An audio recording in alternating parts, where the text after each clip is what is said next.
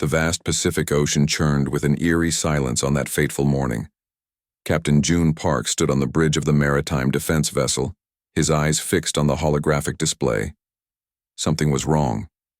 The atmospheric sensors were picking up unusual energy signatures that didn't match any known terrestrial or satellite technology. Suddenly the sky erupted. Massive metallic structures tore through the cloud cover, casting enormous shadows across the ocean's surface. Alien ships, sleek, angular, and unlike anything humans had ever seen, descended with calculated precision. Their hull design suggested advanced technology far beyond current human capabilities. June's fingers moved swiftly across the communication panels. All stations code red. Unidentified aircraft entering Earth's atmosphere. Prepare defensive protocols. His voice remained calm, but his heart raced. Years of military training had prepared him for countless scenarios, but nothing like this. The first wave of attacks came without warning. Energy beams sliced through coastal cities, transforming urban landscapes into burning landscapes. San Francisco, Tokyo, Sydney. Within minutes, major coastal regions were under simultaneous assault. The alien strategy was clear: destroy human infrastructure and communication networks in a single devastating strike. But the aliens made one critical miscalculation. They assumed human vulnerability. Lieutenant Hai Kim, leading a special operations unit in Seoul, watched the initial bombardment with a calculating gaze.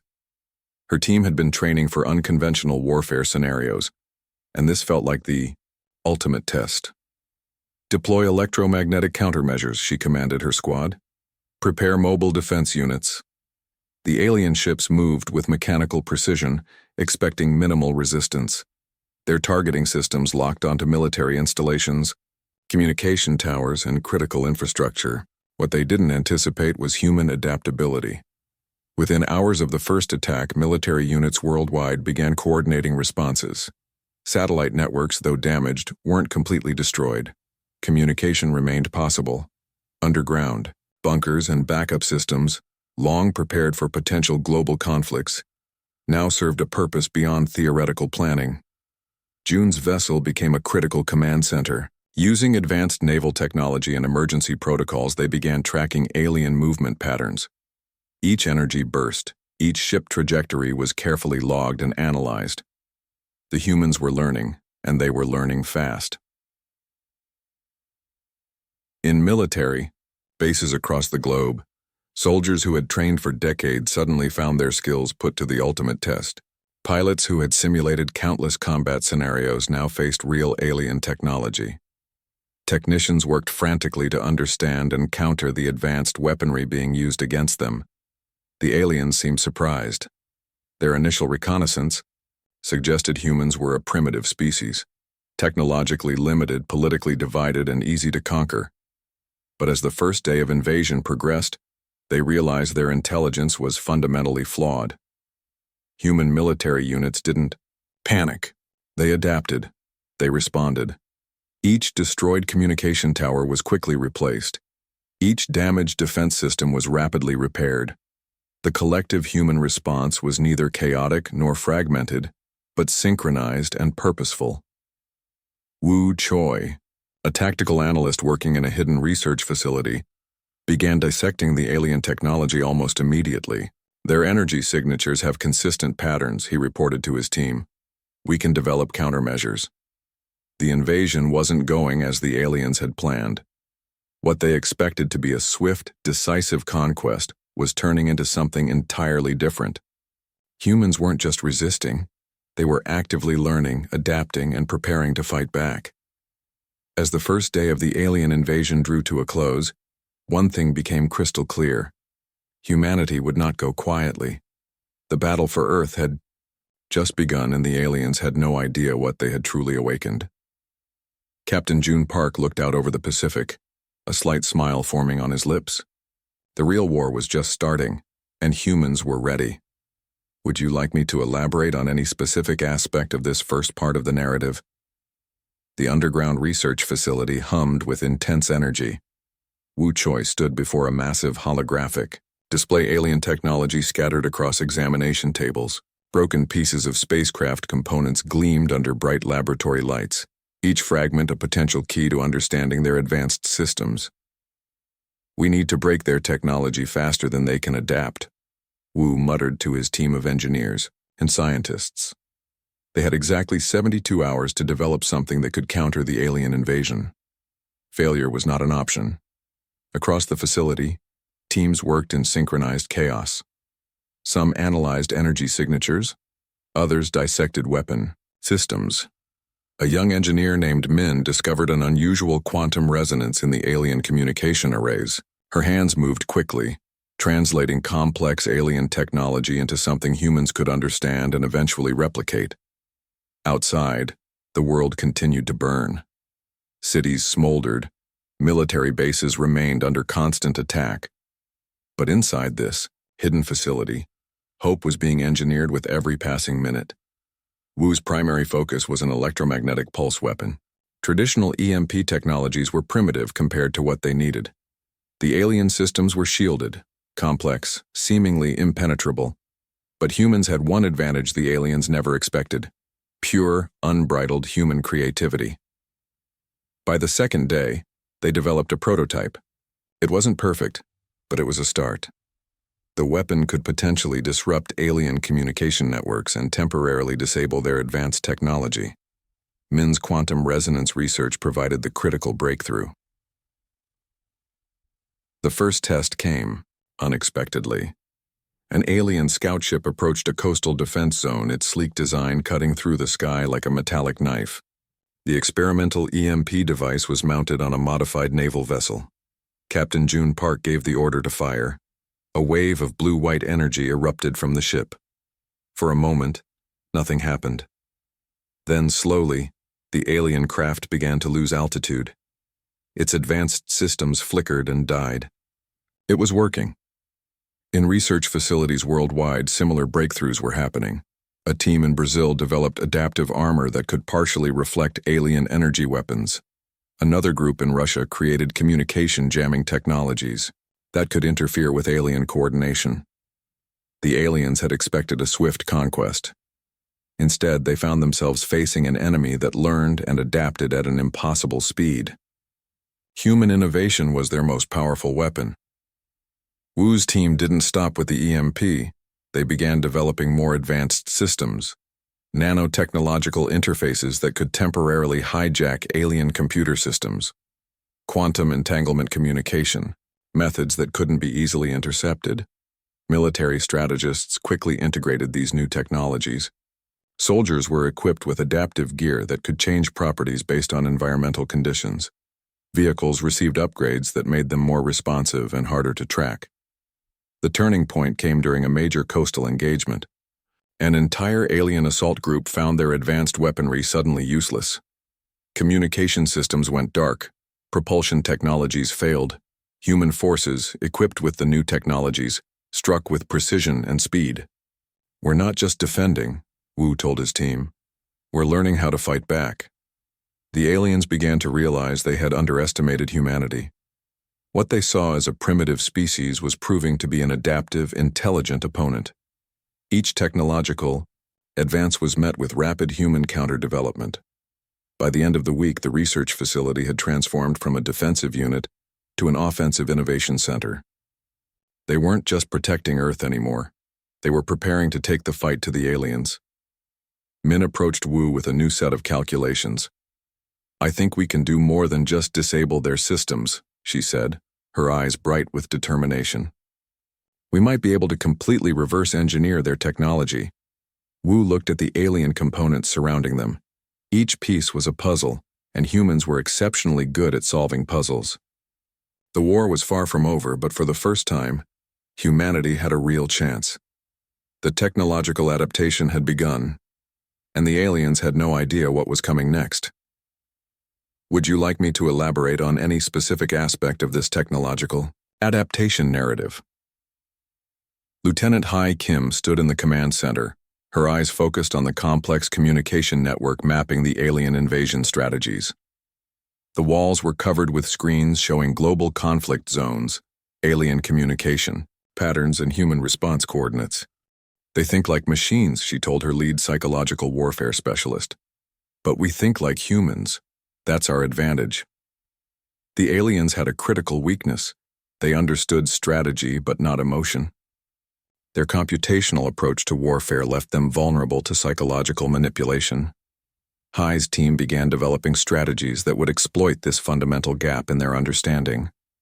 First, they studied alien communication protocols. Every transmission, every strategic movement was analyzed. The aliens communicated through precise mathematical algorithms, believing information transfer was purely logical.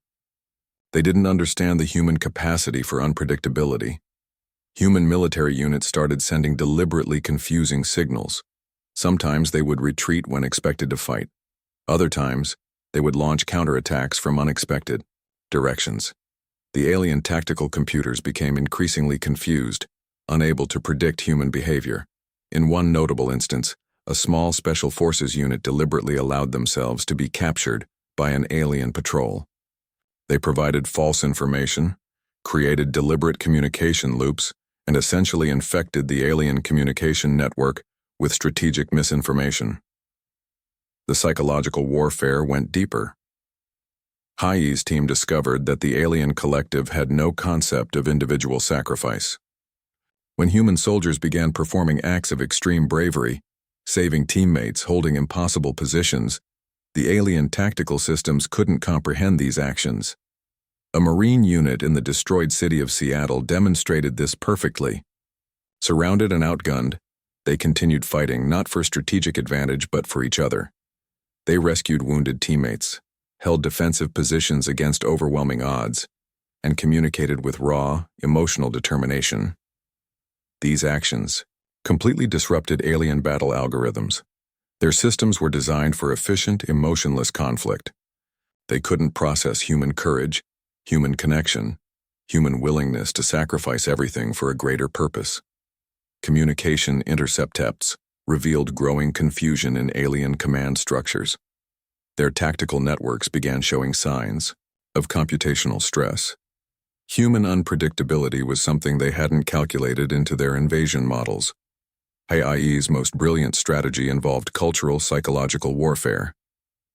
They began broadcasting human music, art, and cultural expressions across alien communication channels. These transmissions carried no strategic value by machine standards, but they carried immense human emotional complexity. The aliens found themselves processing information that defied their computational understanding, music that expressed pain, joy, love, concepts entirely foreign to their mechanical worldview. Each transmission was a psychological puzzle they couldn't solve. Military units started using unconventional communication methods, hand signals, old radio technologies, even messenger systems that couldn't be easily tracked or decoded. They turned human limitation into strategic advantage. In urban combat zones, human forces used the environment itself as a psychological weapon. They understood terrain, used local knowledge, created defensive positions that seemed impossible according to standard military calculations. Each city became a complex, living battlefield where human creativity trumped technological superiority. The aliens had expected a straightforward conquest. Instead, they found themselves fighting an enemy that didn't follow any predictable pattern, an enemy that could feel, adapt, and fight with a complexity their systems couldn't comprehend. One alien communication log, later decoded, captured their growing frustration. Humans are not a calculable variable. Their actions defy mathematical prediction. By disrupting alien psychological expectations, human forces created strategic advantages that went beyond traditional warfare. They weren't just fighting. They were fundamentally challenging the alien understanding of conflict itself. HFY Kim watched the global conflict maps, a slight smile forming. The real battle wasn't happening with weapons. It was happening in the space between logic and emotion, a space where humans always excelled. The psychological war had begun, and humanity was just getting started. Would you like me to elaborate on any specific aspect of this psychological warfare narrative? The deep space communication networks buzzed with unprecedented transmissions. What began as a simple invasion of Earth had transformed into something far more complex. Other galactic civilizations watched, their long-range sensors tracking every moment of the human-alien conflict. The Xeraxian collective's communication channels were no longer confident. Their initial reports of an easy conquest had turned into desperate transmissions, documenting unexpected resistance. Diplomatic networks across multiple star systems began receiving fragmented reports about these strange human beings. Captain June Park's strategic counteroffensive had moved beyond Earth's immediate defense. Human ships, quickly adapted with reverse-engineered alien technologies, began pushing into alien-controlled territories. They weren't just defending, they were advancing. One remarkable engagement occurred near the Orion cluster. A small human fleet, vastly outnumbered, managed to disable an entire alien battle group using tactics that defied conventional warfare understanding. They didn't just fight. They dismantled the alien fleet with surgical precision. Wu Choi's technological innovations played a crucial role. Communication jamming systems developed in hidden Earth laboratories now allowed human forces to move almost invisibly through alien-controlled space. Each successful mission sent ripples of confusion through galactic communication networks. The psychological impact was immediate. Civilizations that had watched the initial invasion began reassessing their understanding of humanity. Preliminary reports suggested these humans were not just another developing species, they were a potential new galactic power. Lieutenant Hai Kim's psychological warfare strategies continued to pay dividends. Human communication transmissions carried a complex mix of determination, creativity, and unexpected emotional depth. Other galactic observers found themselves fascinated by these transmissions. Alien diplomatic networks started receiving strange reports. Stories of human soldiers performing impossible feats. Accounts of technological adaptations that seemed to defy scientific understanding. Tales of individual and collective human resilience that challenged existing galactic knowledge. One transmission, intercepted and decoded, captured the growing alien confusion. Humans are not a predictable species. They transform conflict into an art form of survival and innovation. The human counteroffensive wasn't just military. Diplomatic channels began opening, revealing a species capable of complex negotiations, strategic thinking, and unexpected compassion. They weren't conquering, they were communicating.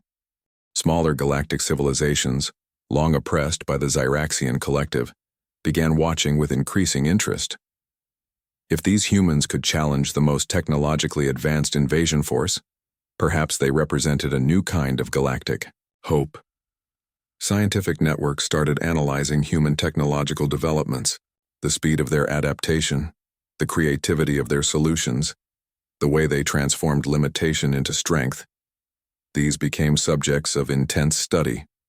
Military strategists across different star systems began reassessing their own defensive protocols. The human example demonstrated that technology wasn't everything. Creativity, emotional intelligence, and collective determination could overcome seemingly insurmountable challenges. The Xeraxian collective found themselves in an unprecedented situation. Their invasion, meant to be a simple conquest, had turned into a complex diplomatic and military nightmare. They were no longer the aggressors. They were being forced into a defensive position. Human forces continued their strategic advance. Each engagement demonstrated not just military capability, but a complex understanding of conflict that went beyond simple destruction. They targeted communication networks, disrupted supply lines, and created strategic vulnerabilities with surgical precision. As galactic communication networks continued to buzz with human-related transmissions, one thing became clear. Humanity was no longer just a planet. They were becoming a galactic consideration. Captain June Park understood the larger game. This wasn't just about defending Earth anymore. This was about establishing humanity's place in a complex, interconnected galactic community. The reputation shift was complete. Humans were no longer seen as a primitive species. They were recognized as a potentially dominant galactic force, unpredictable, innovative, and absolutely determined. The universe was watching, and humanity was just getting started. Would you like me to elaborate on any specific aspect of this galactic reputation shift narrative? The final stage of the conflict approached with a sense of inevitable conclusion. Humanity had transformed from a defensive species to a galactic power that no one could ignore. The alien homeworld periphery now bore witness to human strategic brilliance. Captain June Park stood on the bridge of the advanced starship, watching holographic displays that mapped the complete breakdown of Xeraxian defense systems. What had started as an invasion was now a systematic dismantling of an entire alien civilization's military infrastructure.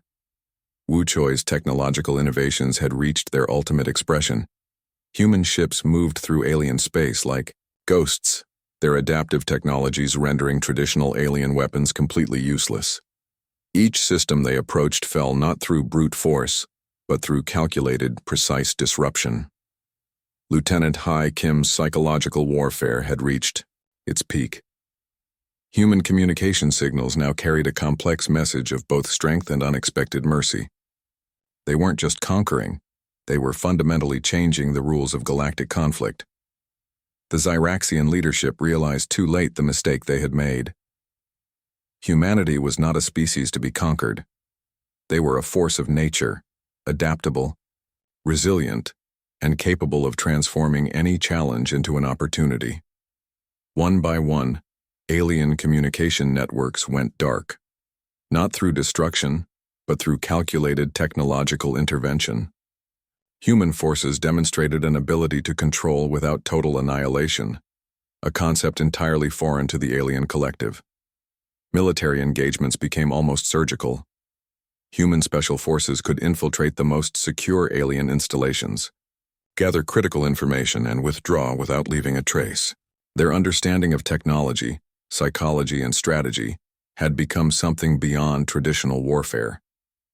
The alien homeworld periphery became a testament to human capability. Instead of total destruction, human forces began implementing a more complex strategy. They dismantled military infrastructure, disrupted communication networks, and created opportunities for diplomatic resolution. Diplomatic channels, once thought impossible, began to open. Other galactic civilizations watched in amazement as humans demonstrated an unprecedented approach to conflict resolution. They weren't just conquering, they were redesigning the very concept of interstellar engagement. Wu's team continued to analyze and adapt alien technologies. What began as a defensive strategy had transformed into a comprehensive understanding of advanced technological systems. Each captured alien system became a learning opportunity, not just a trophy of war. The psychological impact was profound. The Xeraxian collective, once considered the most advanced military force in their sector, found themselves completely outmaneuvered. Their computational approaches failed against human creativity and emotional intelligence. One intercepted communication captured the alien leadership's growing desperation. Humans do not fight like any known species. They transform conflict into a complex system of strategic and emotional intelligence. Hai Kim's psychological warfare reached its ultimate expression. Human communication signals began carrying messages of potential cooperation, of understanding, of a future beyond conflict. They weren't just defeating the aliens, they were offering a path to coexistence. Captain June Park understood the larger strategy. This wasn't about total destruction. This was about establishing a new paradigm of galactic interaction. Humanity would not just be a military power, they would be a diplomatic and technological bridge between civilizations. The final stages of the conflict became less about battle and more about reconstruction. Human forces began helping other oppressed civilizations, demonstrating that their power was not just about military might, but about potential and hope. Technological innovations developed during the conflict began finding peaceful applications. Communication systems that were once weapons became tools of understanding. Adaptive technologies designed for survival now offered solutions to complex galactic challenges. The Xeraxian collective's complete surrender was almost anticlimactic. They didn't lose through total destruction, but through a comprehensive demonstration of human capability. Military strength, technological innovation, psychological complexity, humanity had redefined galactic conflict. As the dust settled, one thing became clear. Humanity was no longer just a species fighting for survival. They had become a galactic force, unpredictable, innovative, and fundamentally transformative. The universe would never be the same again. Would you like me to elaborate on any specific aspect of this total dominance narrative?